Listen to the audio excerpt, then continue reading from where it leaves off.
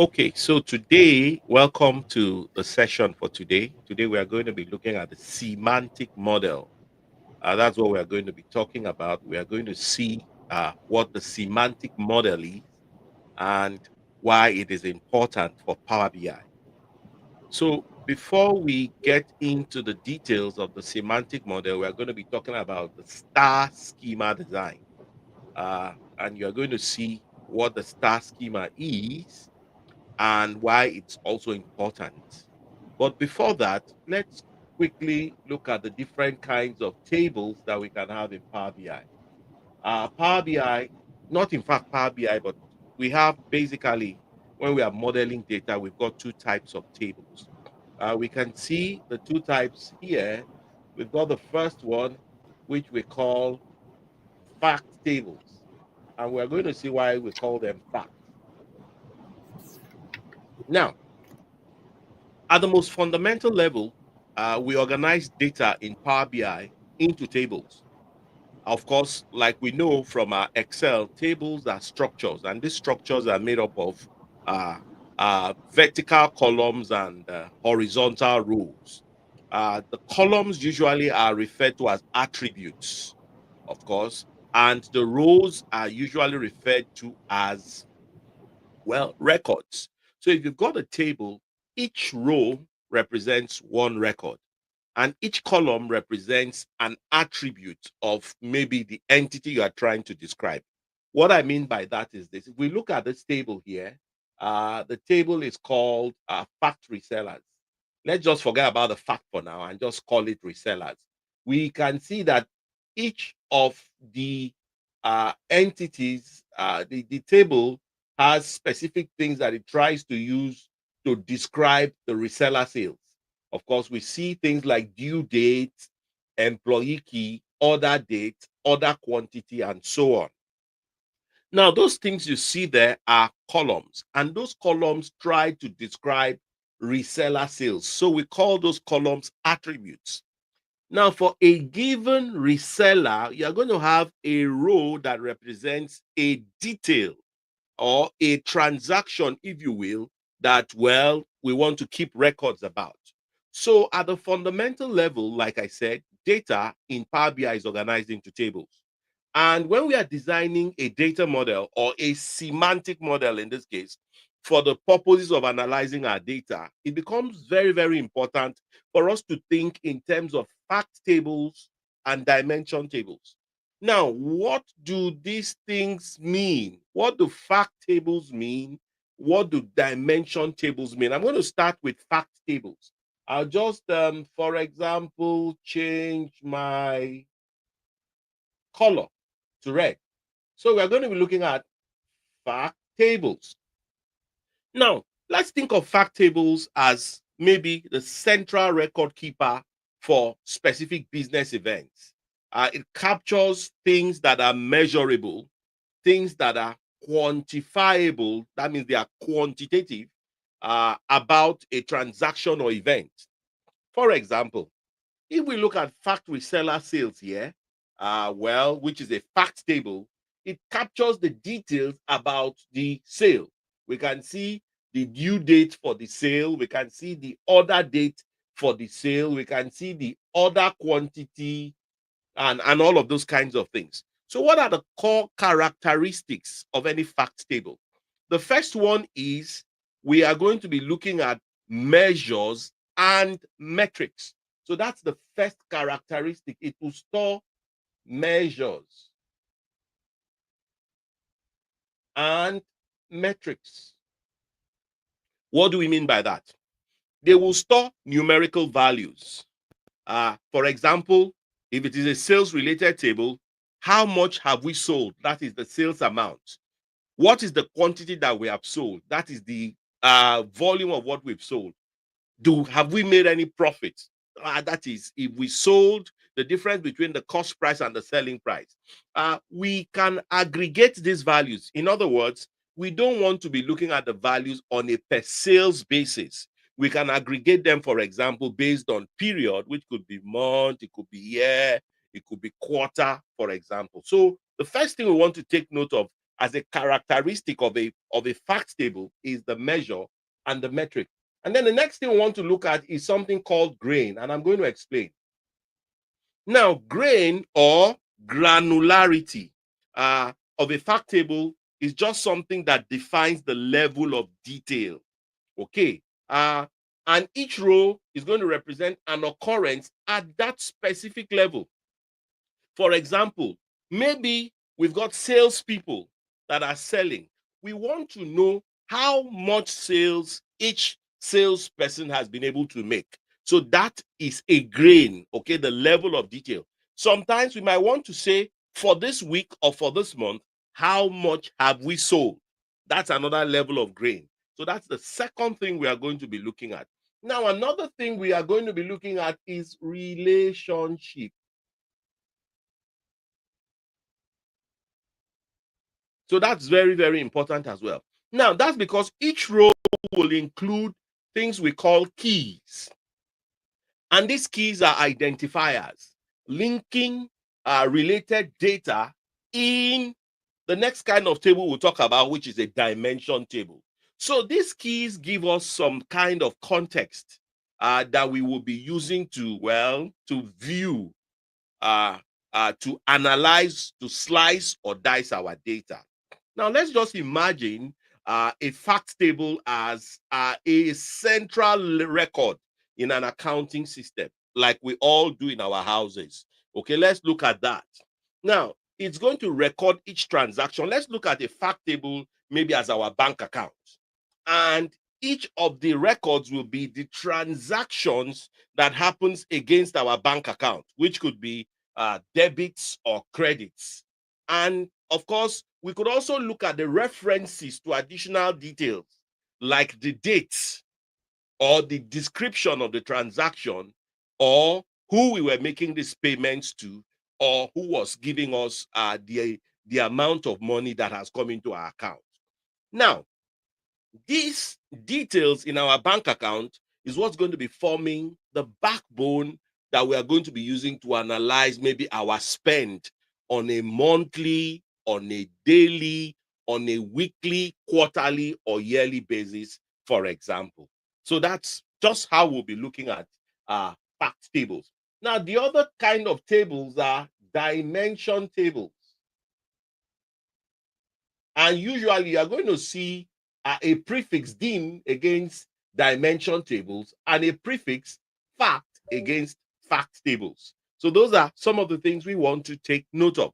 So what are dimension tables? Like we talked about fact tables, dimension tables hold descriptive information, giving us context. What kind of context? Who, what, where, when, and how regarding the facts that are stored in the fact table. So, what do they have? Dimension tables will have attributes that are descriptive, okay, giving us maybe details about the name of the customer, the description of the product, the address of the customer, and the time period, for example.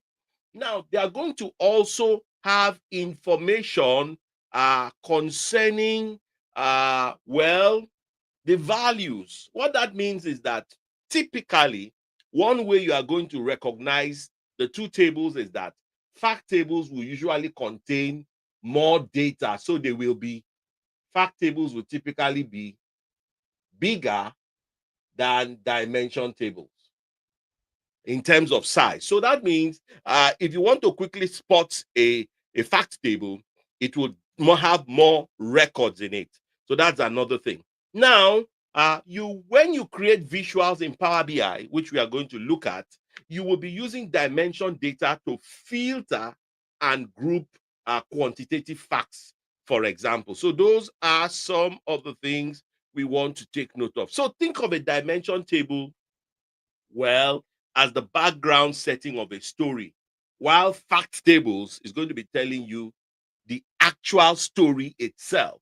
So that's basically one of the things we are going to be doing. So the next thing we want to look at is the star schema. And I'm going to show you two pictures on why we call them star schema. So typically in Power BI, and indeed in every other uh, data modeling application, you will use what is called the star schema. Now, you are going to see in the very next visual why it's called the star schema.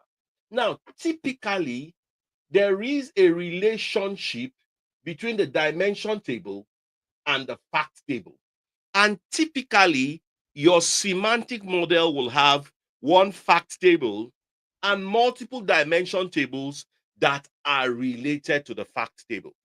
So we can see here, we have uh, one fact table at the center, and then we have several dimension tables at the edges. Now, this is one of the most common design patterns in Power BI. Of course, the fact table is at the center, surrounded by dimension tables through these lines called relationships. And we are actually going to be seeing how these relationships are created as we move on. Okay, so this is very important, as we are going to see. Fact tables, like we said, are typically large and detailed. Dimension tables are typically smaller. And it's called a star schema because it actually looks like a star. You might not see the star here, but let me show you why it is called a star schema. So we see here that now, looking at this, the picture of the star becomes a bit clearer. Okay, we can see now that we've got dimension tables at the points of the star, and then we've got a fact table at the heart of the star, and that's why it is called a star schema. Okay, now the main thing we will do after we have created, we have pulled our data from the data source, we've loaded it. I mean, we've put it in Power Query. We've performed all of the transformations. We've removed the values we don't want. We've changed the data types and all of those kinds of things. We've created columns, we've combined columns, and then we load it into our model. Now, to begin to create the model, one of the things we will do is creating relationships. In other words, creating our schema. Now, creating a relationship will simply mean linking the fact tables and the dimension tables together. That's basically it. And I'm going to show you, when we get into the demonstration part, the different ways we can do that. And we are going to be looking at why this is important. We are going to see that if we do not create relationships, in other words, we do not create our star schema in Power BI, all of our calculations will be wrong, one, and all of our calculations will give us the same values.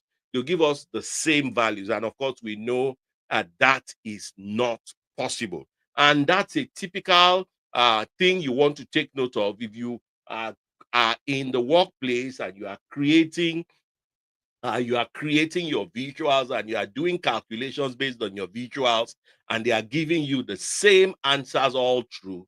That's one very important indication that you have not created relationships in your semantic model. And that is one place you want to go ahead and look. So without wasting time, let us go and see exactly what we mean by all this English.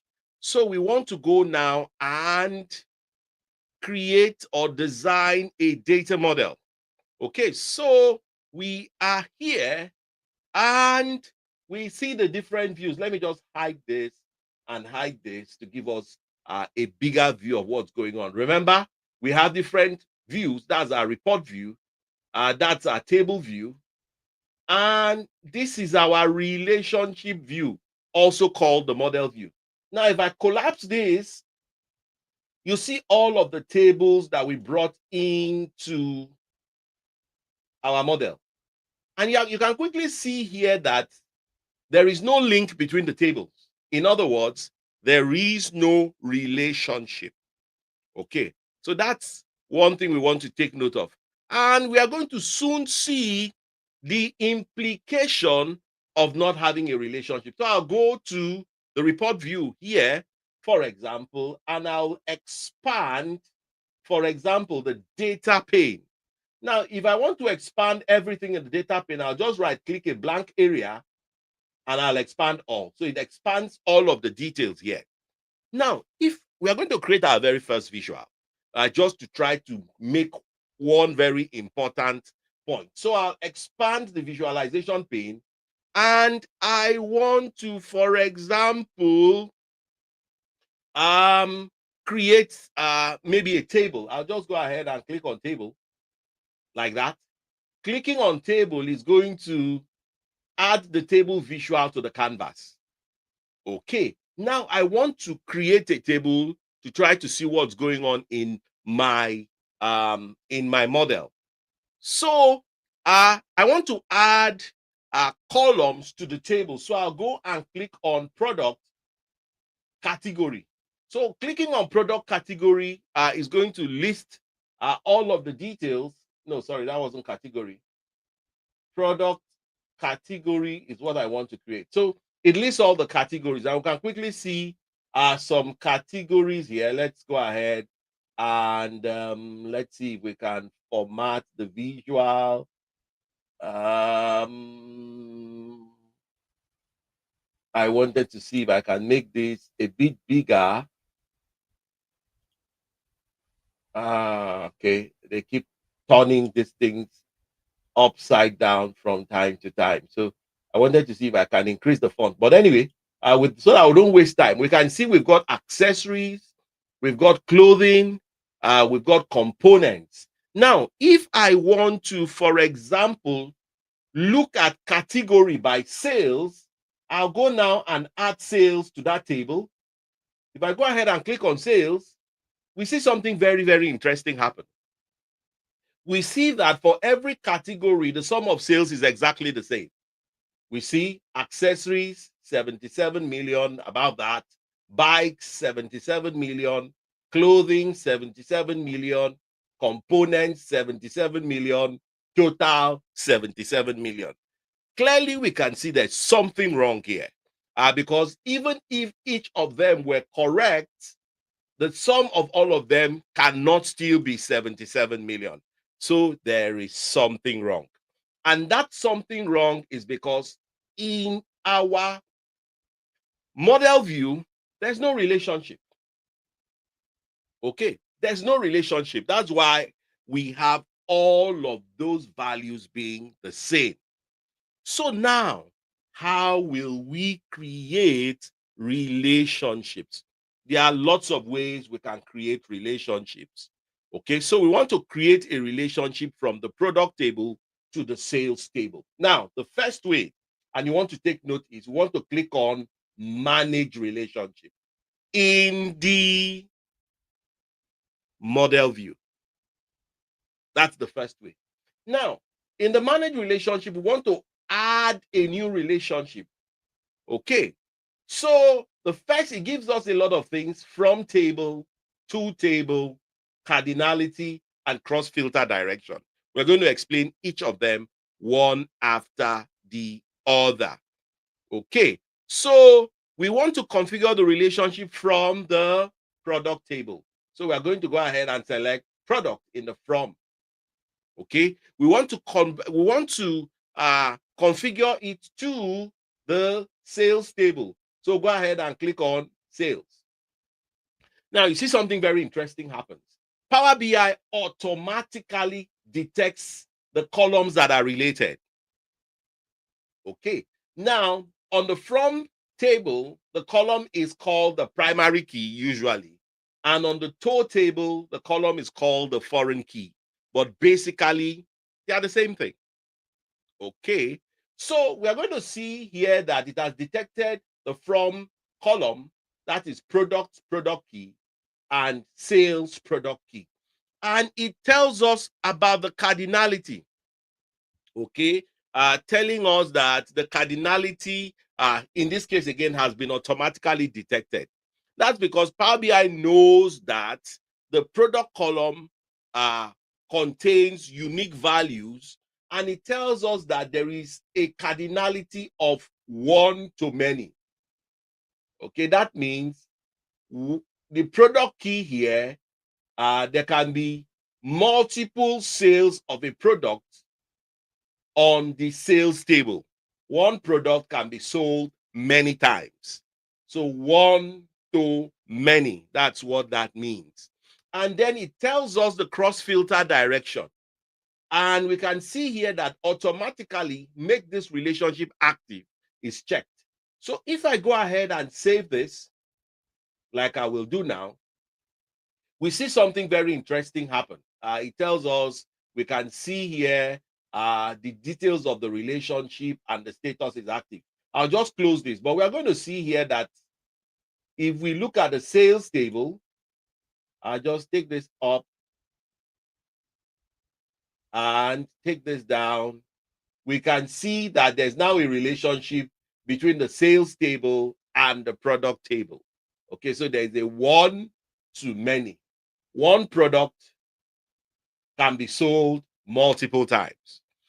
Now, if we go back to our report view, we can see something very interesting happens. All of the sum of sales for each category that was 77 million has automatically corrected itself. And if we go ahead and add each of these values together, it should give us a total of 77 million. That's how important relationships can be. Okay, so we've seen the first way to create a relationship. Question is, are there other ways? Yes, there are other ways to create relationships, and we will see them as we move on. So the first way is we go to the model view, we click on manage relationships, and then we went ahead to, for example, create the relationship. Let me zoom out a bit so that we can actually do the create relationship. So, but there are other ways. So that was one way. The other way of creating relationships is what we are going to be demonstrating next. Okay. So to create a new relationship using another method, we go to the reseller table. That's the reseller table there. And from the reseller table, there's a key called the reseller column, the reseller key column. That's it here. And we want to move it to the sales table. So let's go to the sales table. We see there's also a reseller key column there. So we'll select this and drag it and place it on top. Sometimes it doesn't work the first time, so I'll just drag it again.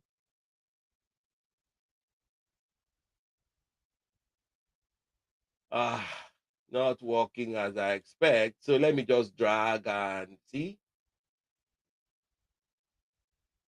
Aha. So dragging now opens the new relationship window. We can see it tells us the from table, the to table, the related column, the cardinality, the cross filter direction, and the make relationship active. So if I go ahead and click on save, we see there's now that line between the two tables based on the relationship. Okay, so we could do others again. We can go to region. I want to go to sales territory key on region. And then we want to relate it to the sales territory key on sales. And again, same thing happens. We'll just go ahead and save. And we've got that line again. We'll go to salesperson.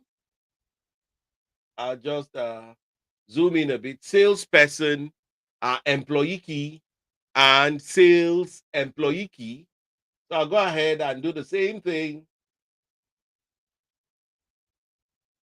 and it pops up again. And I'll go ahead and click on save. So we can see now we've got a lot of relationships, but our data model is not looking so much like a star schema. How? What do we do next? We can arrange it and make it look like a star schema. So we can see we've got the sales at the center, and then we've got the dimensions at the corners. So we can see now that this is looking a bit much more like a star schema. So if we go back to our relationship, we can see that, of course, if we go back to the report view, we can see that we now have some better or more logical results in our calculation. We can see that we have all of these relationships and all of these summations are available to us. Now, the next thing we want to do is we want to create hierarchies. Now, why are hierarchies important? We know that for every organization, there are ways you can view your data. There are perspectives you can have to view your data. If you are in sales, for example, they might want to see your results at some different level of grain. They might want to see your results, for example, if we are going to be looking at a time dimension, they might want to see it on a daily basis, on a weekly basis, on a monthly basis, on a quarterly basis, and of course, on a half year basis, and on an annual basis. And you can only achieve that if you create hierarchies.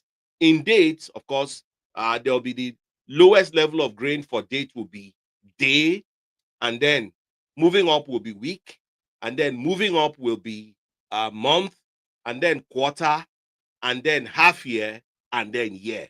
So that is really, really, really important. But for that to happen, you've got to come into Power BI to create those hierarchies. So how do we do that?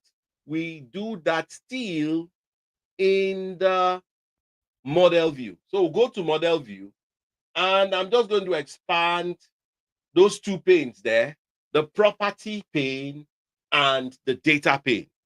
Okay. So if we want to, for example, we've got a table called categories. Now, category groups our products into specifics, okay, into specific areas that we want to use in selling. So we'll go to product, I'll expand product, and if we want to create a hierarchy, I'll go ahead and right click any of those columns, in this case, category, I'll right click it, and we can see we've got create hierarchy popping up. So I'll go ahead and click on create hierarchy, and it creates the hierarchy for me and gives the hierarchy a name. It calls the hierarchy category hierarchy. Okay, I want to change the name of the hierarchy to products. I'll right click here and rename, and I'll call it product. So I've changed the name of the category to product.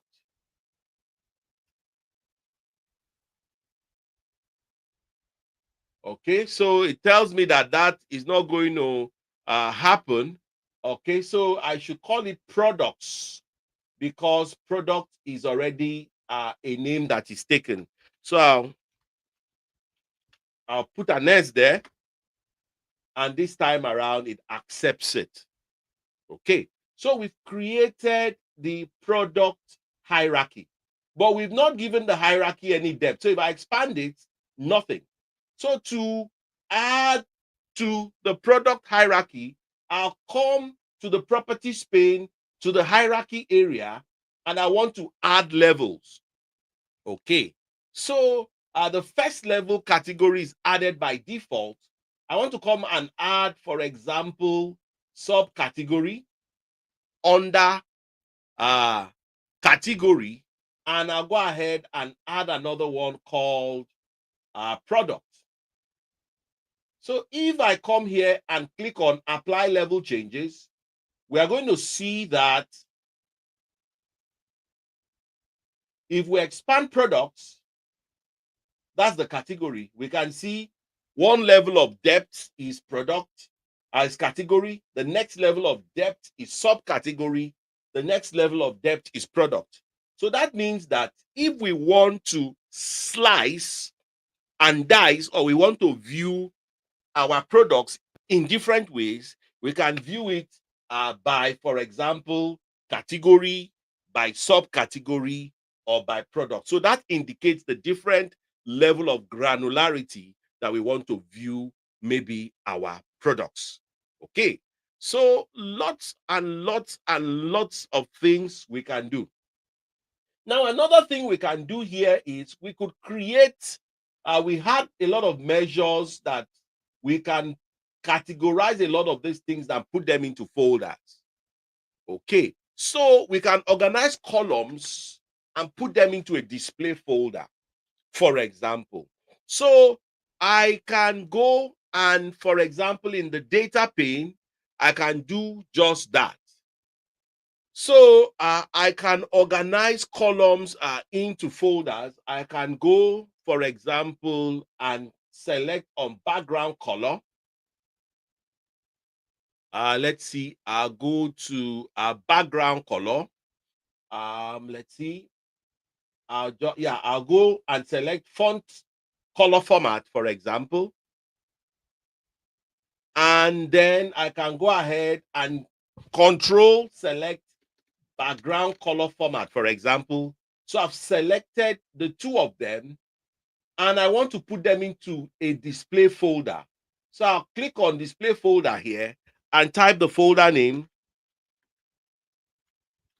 such as formatting, and hit on enter. And we now see that there's a folder created. See, formatting. If we expand formatting, we can see we've got background color and font color created, for example. Now, another thing we can do, which is very, very important, is we can categorize our data. Why is that important? Now, here there is a map visual. There's a map visual here that allows us to plot geospatial data, that is data that can be plotted on a graph, into our visual, which is going to allow us to do things like maybe we had a map of a region where we want to take note of things and we want to glance at the map and have visual indications of some of the measures that we are trying to report on. For example, if you are in a healthcare scenario and there is maybe an outbreak of some form of disease condition, you want to report it such that if somebody looks at the map, they will, from the map, know that, okay, we've got more outbreak of this kinds of disease in this particular area as compared to the other area. So one of the ways you do that is to categorize your data, and we are going to be doing that now. So we'll go to one of the aspects of our data model that, for example, tells us about geographical data. Okay, so we see region here, we see country, for example, here. So how can we categorize this data? Okay, so that's the name. We'll select the data and we scroll down to the properties pane and come and expand advanced. So if I expand advanced and go down, we can see the data category is currently uncategorized. Okay, so if I come here now and specify how I want to categorize, I want to categorize it as country or region. Now, notice that after I have selected it, it has a small globe map. It's a small globe next to it, meaning that that data has now been categorized as country and region, for example. We can do the same thing for other tables as well. I'll go to reseller, for example, and then in the reseller table, I could decide to create a hierarchy. Let's go ahead and create the hierarchy. I want to create a hierarchy called reseller. So I'll just go ahead and create the hierarchy. Okay, let's show you the second way. I'll come here and create the hierarchy. Where is the hierarchy? Yeah, I'll come here and create a hierarchy. I'll just type and call the hierarchy resellers and then enter. And notice that we have a hierarchy created. We've got a hierarchy called resellers. Hello, what's going on? Okay, so the next thing we want to do is we want to create categories. Sorry, was that it? No, no, that's not what I wanted to do. Okay, just come here and say create hierarchy, and it gives me a name. I'll just remove it and call it reseller. Okay.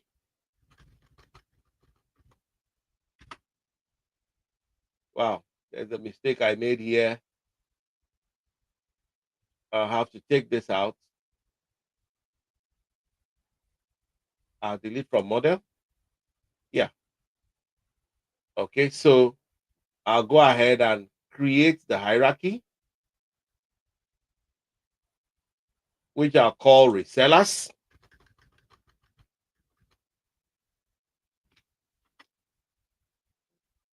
And then, of course, I'll add depth to resellers. Okay. So I'll come down here and add country, region. I'll add business type and reseller. So I'll go ahead and, for example, add some level to the hierarchy. For example, I can come here and add that level and add another level, and of course, go ahead and apply level changes. Okay. And we can also come and do another categorization. I can come to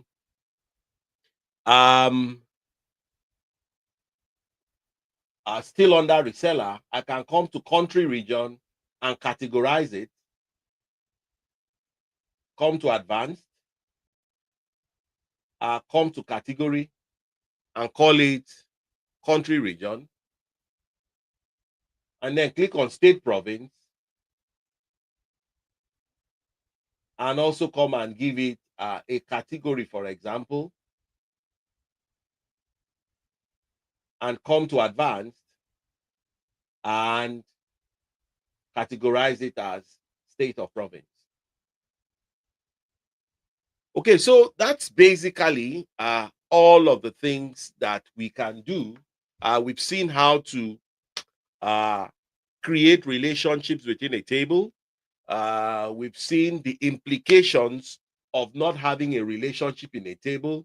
We've actually created our first visual. We've created relationships in in a number of ways. We've looked at the star schema and what it means to have a star schema. We've created categories. We've created hierarchies. So that's all we are going to be doing today so that I don't load you too much with some of the details. We are going to be meeting next time where we will actually start to do something that is a bit mathematically based. We are going to be talking about data analysis expressions. So I'm going to have to stop here for today. Thank you very much for joining, and we are going to see you in the next session.